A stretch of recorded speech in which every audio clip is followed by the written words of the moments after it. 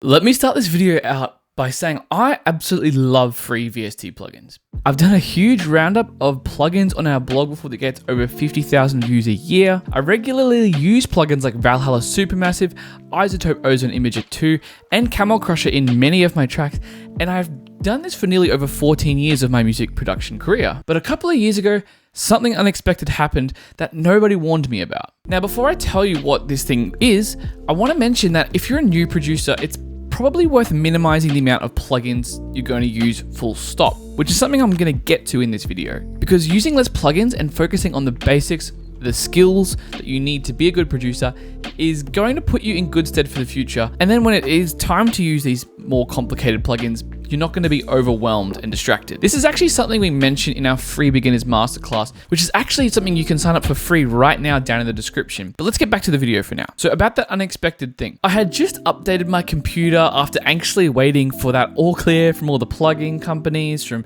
Ableton and all the software that I used. I think it was when I was updating to macOS Mojave or one of those kind of ones. But once I had done it, to my surprise, one of my all-time favorite free VSTs that I had already mentioned, Camel Crusher, loaded with this blank black interface. Now, if you're familiar with the Camel Crusher plugin, it hasn't been updated in years.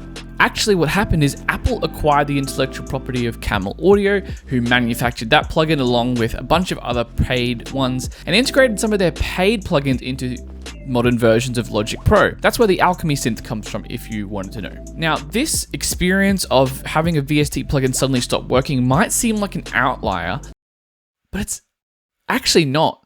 And that's the problem. KVR Audio literally has thousands, if not tens of thousands of free plugins listed, and a lot of them only ever got a version 1.0. This means the developers never actually updated the plugin. They just put it out into the world and kind of maybe as an experiment and thought they might develop it, but never ended up continuing the project. Now, these plugins are great to play around with, but if you're a professional musician, a professional music producer, or even just a hobbyist who takes the craft seriously, this doesn't work. If you're trying to create good quality music, it's going to put you up against hurdles that ruin your creativity and just cause general frustration. This is the crux of this video. Most free VST plugins, and I do mean most, won't last in the long run, because it's always going to reach a point, maybe 5-10 years down the line, where they stop working, and that means your key projects or key sounds or processing units in your projects become corrupt or stop working and cause you issues. Now, obviously there are things you can do to avoid this, such as bouncing out your tracks as audio, creating backups of previous versions, or trying to solve the problem in the moment when it stops working by replacing it with a different VST plugin, etc. But it's really a not ideal situation, and it caused me a lot of heartache actually when I had to stop using Camel Crusher and relying on it. Now, there are some people out there who do make these awesome skins for plugins like Camel Crusher or stuff like that to get those VSTs working again, but you can't, again, rely on those solutions because they might stop working too. There's also this dangerous assumption out there that because there are some good free plugins out there, that any free plugin is therefore good.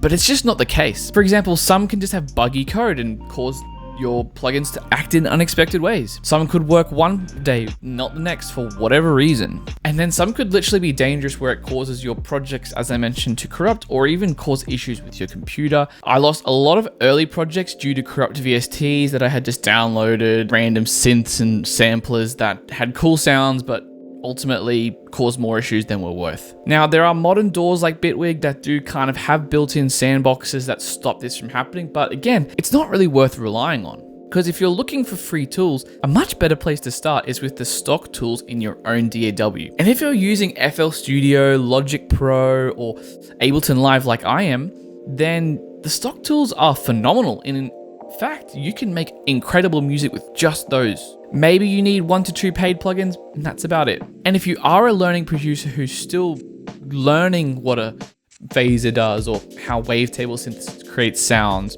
it's probably not worth downloading tons of plugins to add extra stress onto your learning journey. It's why in our EDM Foundations course, the only real external plugin you need is Serum. But of course, I know you're watching this video and you're like, but there is always going to be a free VST plugin that I want. And that's fine. Again, I am not 100% against free VST plugins at all, but it's just you have to keep a few things in mind. I want you to keep these 3 things in mind. First, you should always look for companies who make free VST plugins that also offer paid options. Now, this isn't a foolproof method even then, but a company that updates paid plugins where they have a financial incentive to do so means that their free versions normally attract buyers for their paid versions, so that their free versions are likely going to get updated more regularly. I'm going to shout out a few companies that do this, such as Isotope with their free Ozone imager. Obviously, they can upgrade to the full Ozone. Xfer, who makes Serum at Steve Duda, Valhalla DSP, Native Instruments, and even Melda Production, who offer quite a few of their plugins for free, but also have those few paid options.